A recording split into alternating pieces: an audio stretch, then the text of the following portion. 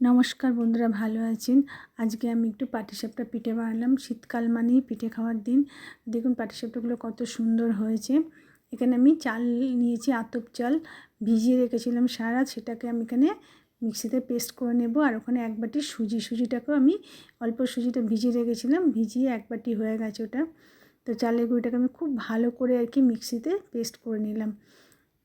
খুব সুন্দর করে পেস্টটা করতে হবে, একদম মিহি করে। তো এইভাবে আমি সমস্ত চালের চালগুলোকে মিক্সিতে গুঁড়ো করে নেব। আর গুঁড়োটা যেন এরকম সুন্দর করে নিতে হবে। এবার আমি সুজিটাকেও একটু মিক্সিতে ভিজানো আছে, নরম হয়ে গেছে, তবু এটাকে আরেকটু মিক্সিতে একটু করে নিলাম। আর খুব সুন্দর আর নরম, দেখুন কত সুন্দর হয়ে গেছে।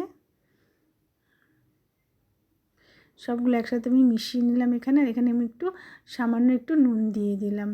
নুন না দিলে কোনো জিনিসের টেস্ট আসে না। আর এইভাবে ভালো করে আমি হাতা দিয়ে অনেকক্ষণ ধরে ফেটিয়ে নেব। যত ভালো এটাকে ব্যাটারটা তৈরি করা হবে, তত ভালো পাটিসাপটাগুলো একদম কড়াই থেকে উঠে আসবে। চাটুতে বা কড়াইতে করি, যেতেই করি না কারণ এটা সুন্দরভাবে উঠে আসবে।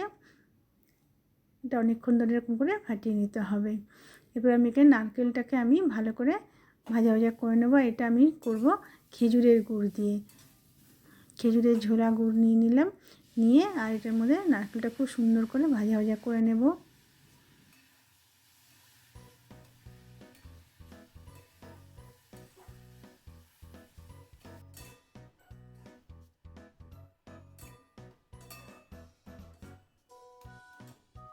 চালের গুঁড়ির যে ব্যাটারটা তৈরি করেছি, ওর মধ্যে আমি কিছুটা খেজুরের গুড় দিয়ে দিলাম।